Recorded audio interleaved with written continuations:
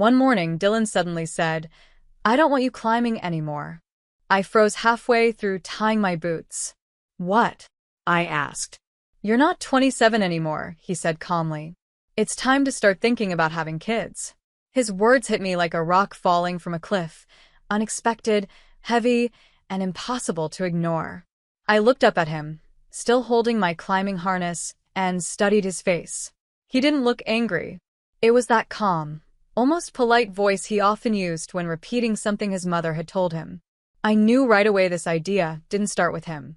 His mother, Jacqueline, had planted it. Dylan was just watering it. That morning had been meant to be a good one. We had just bought tickets to United States for the fall, something we had dreamed about for years. I was supposed to lead a group of kids at the climbing center that afternoon. We were also planning to celebrate our 5th wedding anniversary that weekend. I had even dyed my hair a bold copper color the night before, bright, fiery, and completely me. "You liked this color yesterday," I said carefully. "I still do," he replied softly.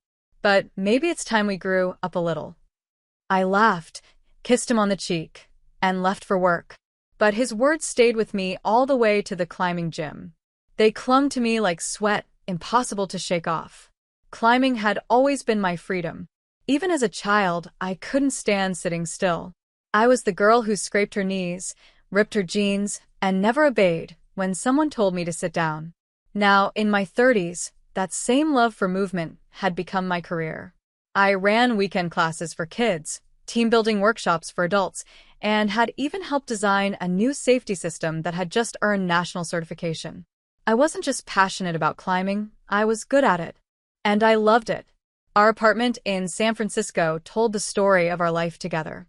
Sunlight poured through wide windows. Trekking boots sat in the hallway. A giant map hung above our bed, covered in colored pins.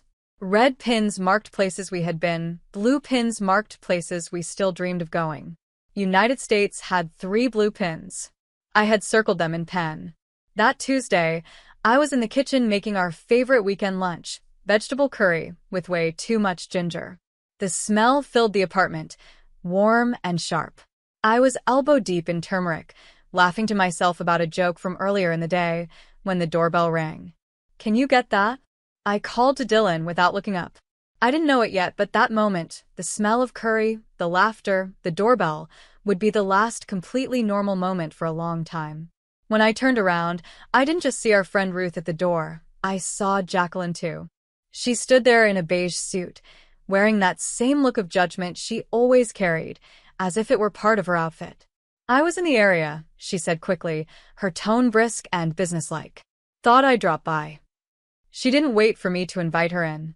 She simply stepped inside, her eyes moving around our apartment the way a real estate agent might look at a house before a sale. Ruth gave me a small, apologetic smile and whispered, "I didn't know she was coming." "It's fine," I said out loud, but my stomach told me it wasn't fine at all. At lunch, Jacqueline picked apart everything. My vegetable curry was too spicy. My hobby, climbing, was dangerous. My job?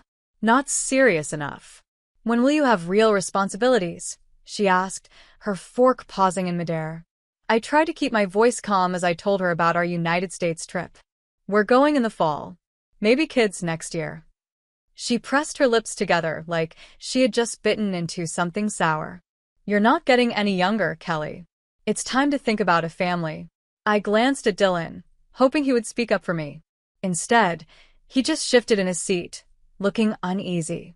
Jacqueline gave him one of her pointed looks, the kind that didn't need words to get its meaning across.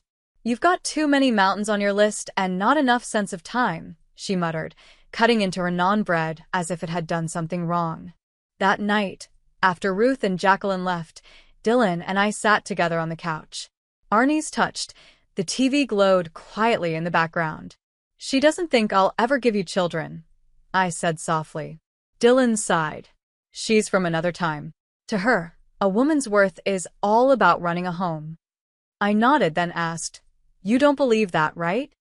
"Of course not," he said, pressing a kiss to the top of my head. But even in that moment, I wasn't sure if he meant it for me, or if he was trying to convince himself. 3 days later, at the climbing gym, a new student joined our adult class. He was a new father, and it showed, nervous, stiff, clearly out of shape. I clipped him into the harness and smiled. "You'll be fine," I told him. "Most of climbing is just trusting the rope." The class went smoothly. Laughter echoed through the tall walls, music played faintly in the background, and people were cheering each other on. Then one of the girls called out from above, "Coach Kelly, watch this." A second later, it happened, a sound sharp and quick, like a zipper tearing. The rope didn't snap all the way, but it frayed enough for the man to lose his footing. Everything after that happened too fast for comfort. I saw it happen like the world had slowed down. His body was falling, twisting in the air. Without thinking, I ran forward, grabbed the rope, and tried to stop him from hitting the ground. But he was heavy, 300 pounds, and when the weight hit me, it felt like getting struck by a speeding train. Everything went dark. When I opened my eyes, I saw a ceiling I didn't recognize. My body hurt in a way I had never felt before. It wasn't sharp pain, but deep and empty, like something inside me had been taken away. My mouth was dry. My hands felt cold. Soft beeping from machines filled the room, and the lights above me were too bright. Someone was holding my hand. Their hand was warm but shaking. "Kelly," a voice whispered. It was Dylan. I turned my head slowly, like I was pushing through heavy water. His face was pale, and his eyes were red from crying. "You're awake." "Thank God you're awake," he said. I tried to speak, but my throat burned. Dylan poured water into a straw and lifted my head gently, so I could drink. "Don't talk. Just rest. You've been unconscious for 3 days. I blinked, trying to understand what had happened. "What happened?" I finally croaked. His face tightened, like he didn't want to answer. "You took the fall for someone. One of the students slipped. You stepped in to save him. But you didn't land well." He paused before adding, "Spinal injury. T9 and T10. The doctors say it's serious, that you might have trouble moving." I didn't understand right away. Trouble moving sounded temporary, like using a cane for a while or needing help walking for a few weeks. Then the doctor came in with charts and x-rays. That's when I heard the word paralysis. It hung in the air like a dark cloud. Permanent, maybe. They didn't know yet. They always say, it depends on how your body heals. But when I looked into their eyes, I saw they were preparing me for the worst. Jacqueline came the next day, dressed perfectly, as if she were going to a fancy event instead of visiting me in the hospital. She carried a basket of oranges and a pile of lifestyle magazines. When she thought I was asleep, I heard her tell Dylan, "I told you this climbing hobby would end badly." Then she looked at me with cold eyes, as if I wasn't even there. "Now she won't just refuse to give you children. She'll have to be taken care of like one." Dylan said nothing. He just stood there, his jaw tight, eyes fixed on the floor. I wanted to scream at Jacqueline, to grab the fruit basket and throw it at her, but I couldn't. My legs wouldn't move. That truth settled into me slowly, like a heavy fog creeping into my bones. The hospital room became my new world. Every sound from the machines, every injection, every medical test reminded me of what I had lost. I wasn't a climber anymore. I wasn't a coach. I was just a patient, a burden. Dylan visited me every day. He brought books, playlists, and little updates about the world outside. He tried to smile, but it was the kind of smile that took effort. I could see the light in him fading, a little more with every visit. It wasn't his fault. He hadn't asked for this. Neither had I. But here we were. One day, I asked a nurse to bring me a whiteboard. I drew a rough outline of Mount McKinley, and then a straight, flat line under it. When Dylan came in, I pointed to it and said, "This is me now." He tried to laugh. "No, it's just a different climb." But I could tell he didn't believe his own words. And neither did I. A week later, physical therapy began. They tried to move my legs, but I couldn't feel anything. The therapist smiled a lot, too much. It felt like she was covering up the emptiness in the room. "You're strong," she said. "You're athletic. That gives you an advantage." I smiled back, but I didn't feel strong. I felt like pieces of me were disappearing, layer by layer. One night, I asked Dylan to play our old hiking playlist. He sat beside me, put in the earbuds, and Sweet Disposition started to play. I used to belt out that song while standing on cliff edges, the wind on my face, dirt on my hands. Now, I just stared at the ceiling, listening, feeling like that version of me was gone forever. I miss her, I whispered. Who? He asked quietly. The woman I used to be. Dylan didn't answer. He squeezed my hand, but his eyes stayed on the floor. That was the first time I felt it, a wall growing between us.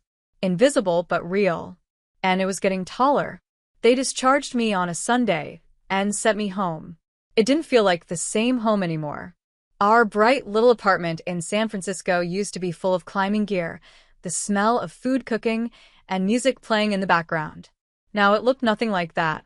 The queen-sized bed was gone. In its place was a hospital bed with metal side rails and a remote to move it up and down. There were tubes, bottles of medicine, feeding supplements, and boxes of sterile gloves. A commode chair sat in the corner, and a mechanical lift stood by the window. The carpet had been pulled up so the wheels could move easily.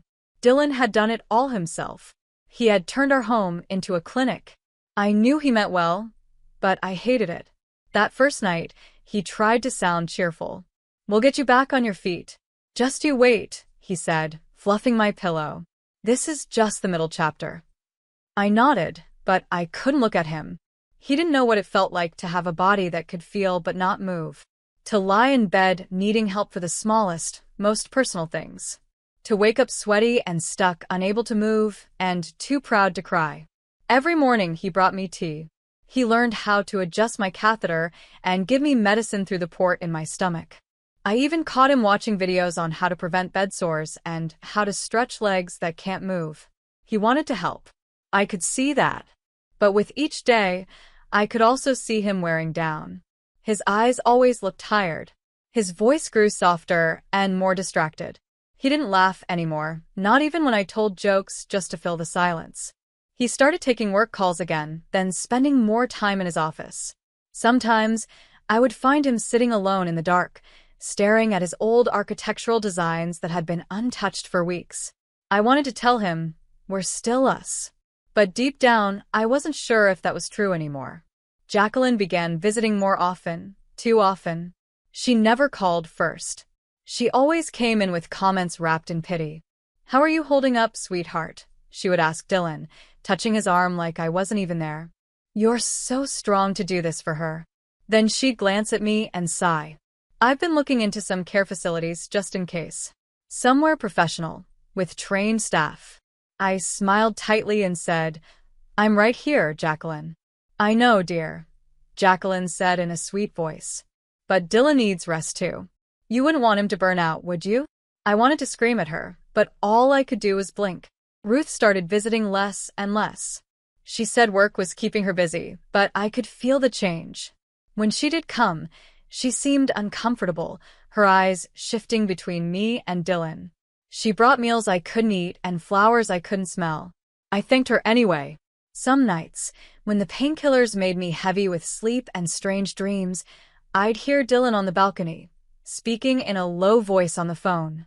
His words were quiet but tight with guilt. I never asked who he was talking to. I didn't want to know. Or maybe I already knew. One night, as he helped move me into a better position, I saw his face in the dim light. His cheeks were hollow, his eyes red. You need sleep, I whispered. You're fading. I'm fine, he lied. You're not. He sat down next to me and let out a long breath. I don't know how to do this, Kelly. I love you, but this isn't a life. There it was, the thing I'd been waiting to hear and dreading all along. I don't blame you, I said quietly. But please don't pretend. Not with me. He took my hand and kissed it. We'll figure it out. Maybe we should think about some kind of temporary care. Just until you're stronger. I'm not getting stronger, I said. My voice didn't shake. He looked away. Let's just talk about it later. But we didn't. Because deep down, we both knew later had already come. After that, I started noticing the little absences. Not the big ones, Dylan still came home every night, still gave me my medicine, still lifted me into my wheelchair each morning. But the small things were slipping away. He stopped talking during meals. His kisses felt like habits instead of love. He would sit beside me, but only touched my hand if I asked. Then came the night I truly knew. I had fallen asleep early, worn out from another long session with the home nurse.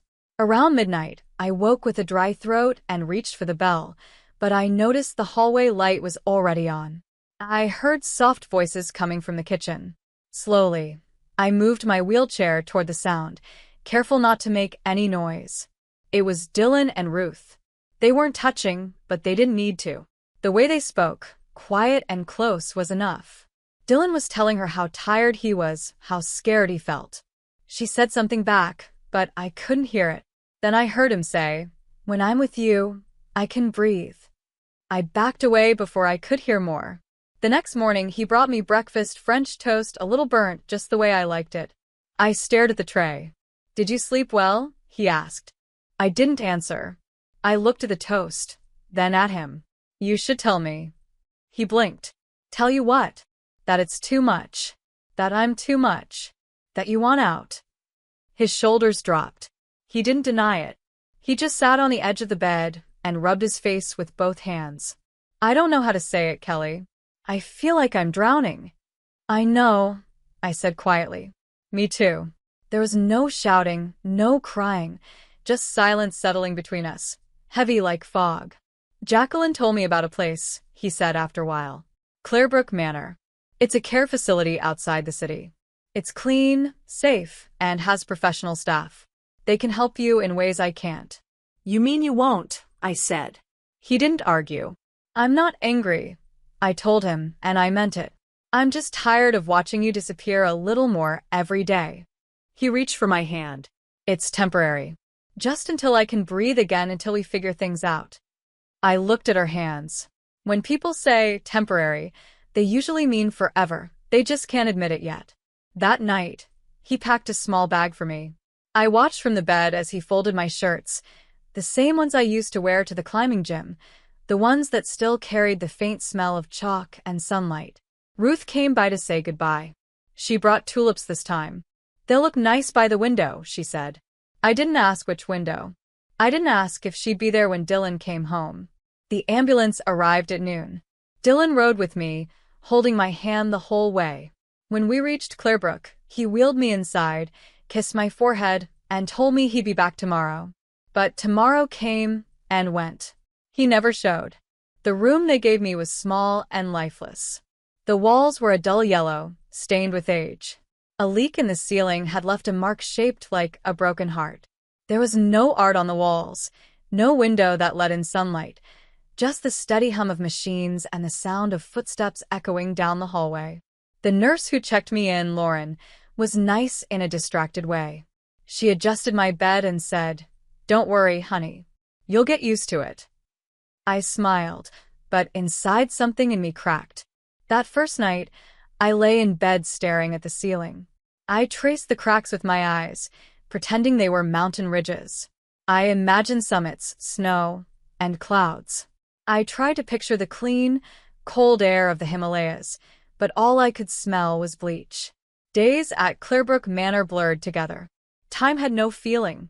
The air smelled of antiseptic and something heavier, something like giving up. The food had no taste. The lights flickered at night. Outside my door, I heard coughing, slippers sliding on the floor, and the slow clicking of walkers. I had become one of them, someone set aside, forgotten. Dylan called in the beginning. The conversations were short and tired.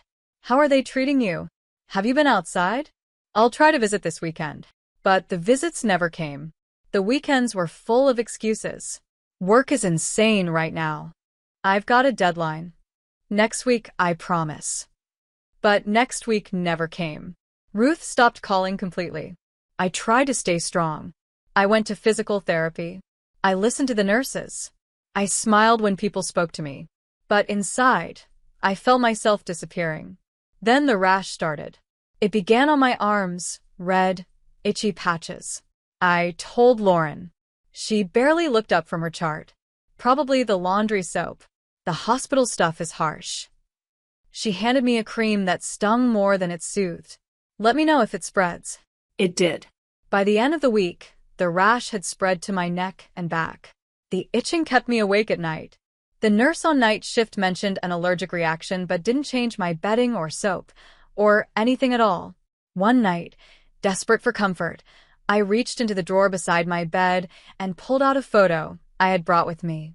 It was of Dylan and me on Mount Whitney, smiling at the summit, our cheeks red from the cold, our arms wrapped around each other. We had looked so alive, so sure of ourselves. That girl in the picture felt like a ghost now. I didn't know what hurt more, the silence from Dylan, or the silence that had settled inside me. I didn't even cry anymore. I just existed, like a placeholder in a broken system.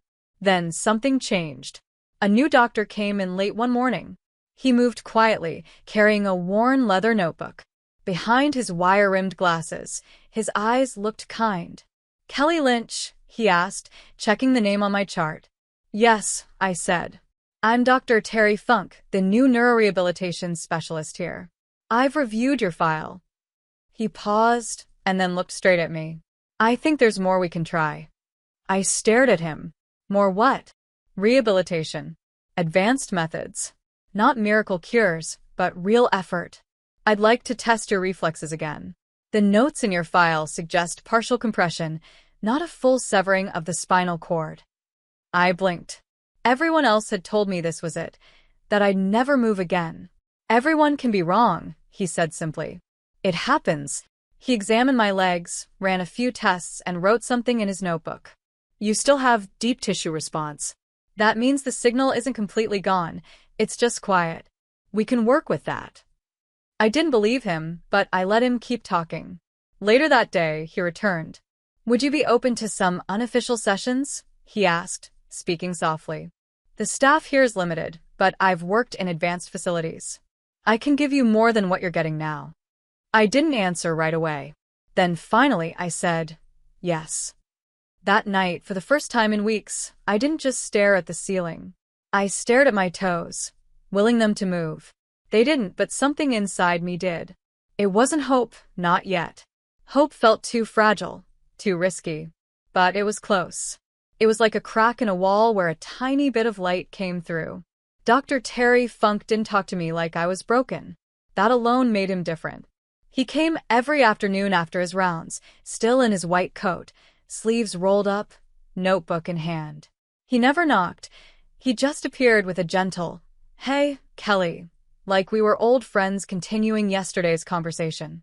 He asked questions no one else had. What foods did I miss? What songs did I sing in the car? What did I see when I closed my eyes at night? I told him about the mountains, how it felt to be halfway up a cliff with the wind in my face and nothing below but air and silence. I didn't cry when I spoke to him. Somehow, he made me feel like that girl, the one who could climb granite with her bare hands, was still here, somewhere inside me, waiting. The physical work started slowly. Terry showed me exercises that seemed like nothing, curling my toes, controlling my breathing, imagining my legs moving even though they didn't. "Neuroplasticity isn't magic," he told me, "but it's stubborn. Like you." He brought in a therapist from another clinic, a quiet woman named Christina. She carried resistance bands, soft ankle weights, and a small speaker that played music from the 80s. For the first time in months, I heard laughter in my room. Some days, nothing changed. No twitch, no movement, no progress. But then one morning, I felt it, a faint tingle in my right foot. I stared at it for 5 whole minutes before pressing the call button. Lauren came in looking impatient. "What's wrong?" "I think I felt something," I said. She didn't look convinced. "Probably just nerve confusion. Phantom sensation happens." But Terry believed me. He tested my foot, checked my reflexes, and for the first time, he smiled like he meant it. "It's not a ghost signal. It's real." Something opened in my chest then. Not full hope, not yet, but breath. I hadn't realized how long I'd been holding mine. We didn't tell anyone else at first. It was our secret, a small light in a long, dark tunnel. I worked harder after that. I let them stretch my legs even when it hurt. I listened to Terry talk about nerve bridges and alternate pathways as if the science itself was a kind of poetry. In those weeks, something else happened. We became friends. Real friends. He told me about his daughter, Janice, who was 5 and loved planets and jellyfish. He showed me a photo of her in a sparkly astronaut costume. His face softened every time he talked about her. I asked if he was married. No, he said. It didn't work out. That was all, and I didn't push. I told him about Dylan, not everything, just enough. Terry didn't comment. He didn't pity me. He just listened. Then, one day during therapy, it happened. I managed to flex my toes. Only for a second. Only on my right foot. Christina gasped. Terry grinned. And I cried. I cried hard because it was real. Because I was still here. That night, I couldn't sleep. I lay in bed with the lights off, staring at the ceiling like always. But this time it felt different. But this time, I wasn't tracing the cracks in the ceiling. I was making plans. Rebuilding in my head. Choosing. I whispered into the dark. I'm not done. And for the first time, I actually believed it. It began with a writing exercise. Terry said it might help. Write down everything you feel. Don't hold back. Don't try to make it nice. He handed me a journal with a navy blue cover. Write like no one will ever read it. So I did. I wrote about my anger, not just at Dylan but at everything. The accident. The silence. The nurses who forgot to change my sheets. The way people looked at me like I was already gone. And the worst part, that I had started to believe them. Then I wrote about Dylan. The boy who once danced with me barefoot in the rain. The man who learned every muscle in my back so he could rub the knots out after long climbs. The man who once told me I made him brave. And then the man who left. I didn't hold anything back. I wrote the truth. That his absence hurt more than the paralysis. That every time I heard his voice in my head, I wanted to scream. That I hated Ruth more for pretending to be my friend than for the betrayal itself. That I hated myself for still missing him, even now. When I finished, I closed the journal and cried until I couldn't breathe. I thought that would be the end, just words on paper. A purge. But 3 days later, I found the last page of my journal typed out neatly and signed Kelly, sitting on my bedside tray. It was my letter. Lauren came in looking guilty. I found it while changing your sheets. I thought maybe it should be read. I stared at her. You sent this. No. But I left it out. I didn't know what to feel, anger, embarrassment, or relief. That night, I called Terry into my room and showed him the letter. He read it slowly, his eyes moving over every word, his jaw tight. When he finished, he looked up. It's good, he said. It wasn't meant to be sent. I know. But it should have been. I didn't hear anything for 3 weeks. Then one Thursday morning, there was a knock at my door. A knock I knew instantly. It was Dylan. His face looked older, thinner. His hair had more gray at the temples now, but it was still him. He didn't smile. He just stood there, holding a small bunch of grocery store tulips and a folded piece of paper. Can I come in? He asked. I nodded. He sat carefully at the foot of my bed, like it might break under him. I read it. The letter. I stayed quiet. He took a deep breath. I was a coward. I know that. I wanted to be strong for you, but I wasn't even strong for myself. Ruth, that was a mistake. All of it. I looked at him closely. Why are you here? Because I miss you. Because I hate what I did. Because when I read that letter, I realized I didn't lose you the day of the accident. I lost you the day I stopped trying. The room went quiet. Finally, I spoke. Do you want to fix this? He nodded. If you'll let me. I turned my head toward the window. A bird landed on the ledge, then flew away. I'm not the same woman you left, I said softly. And I never will be. I know, he said. I looked back at him. Then don't ask me to go back. Don't ask me to fit into the old version of us. It's gone. He looked hurt. Then what do I do? I handed him the journal. Start here. Read everything. And then maybe you build something new. He held it like it might burn him, but he nodded. Then he left, no promises, no pleas, just a man holding the truth he had avoided for too long. The first time I stood again wasn't dramatic. There was no applause, no music, just a quiet afternoon in the therapy room. Christina had a gait belt around my waist. Terry crouched nearby, watching every movement in my legs. "Whenever you're ready," Christina said gently. I closed my eyes, took a breath, and pressed my heels into the ground. Something shifted. My right knee locked and trembled. My core tightened. My hands gripped the bars until my knuckles turned white. I stood for only 10 seconds. But I stood. When I sat back down, I didn't cry. I laughed, shaking, sweating, laughing like I had just climbed Everest. Because in a way, I had. From there, we took it slow, step by painful step. My muscles woke up again, like seeds pushing through snow. Every week, Terry adjusted my therapy. Christina cheered over every inch I moved forward. I fell once, hurt my hip, and cried from frustration. But the next day, I got back up and walked again. By spring, I could make it from my bed to the window with a walker. By summer, I could cross the garden path with a cane. Then one morning, 7 months after the day Dylan left me at Clearbrook, I stood on the front lawn with Terry and Christina beside me. The sun poured over my shoulders. I whispered, "I'm ready." They didn't ask what I meant. They just smiled. I left Clearbrook that afternoon. No one clapped. No farewell party. Just Lauren handing me my discharge papers and muttering, "Didn't think you'd make it." I didn't answer. I didn't need her to believe in me. I already did. Terry offered to drive me. I said yes. He loaded my bags into his car quietly, respectfully. When we reached the city, he pulled into the lot of a small second-story walk-up. "This is mine," I told him. "I signed the lease last week." He looked impressed. "No elevators?" "Nope. Stubborn as always." He carried my things inside and set them down gently. The apartment was bare, blank walls, dusty floors. "It's a good start," he said. "It's mine," I replied. "Every inch of it." Before he left, he paused at the door. "If you ever want company," I began. "I'll call you," I finished. He nodded. And, like always, he didn't look away. That first night, I was alone. No machines humming, no nurses checking vitals, just me, silence, and strength. The next morning, I brewed coffee.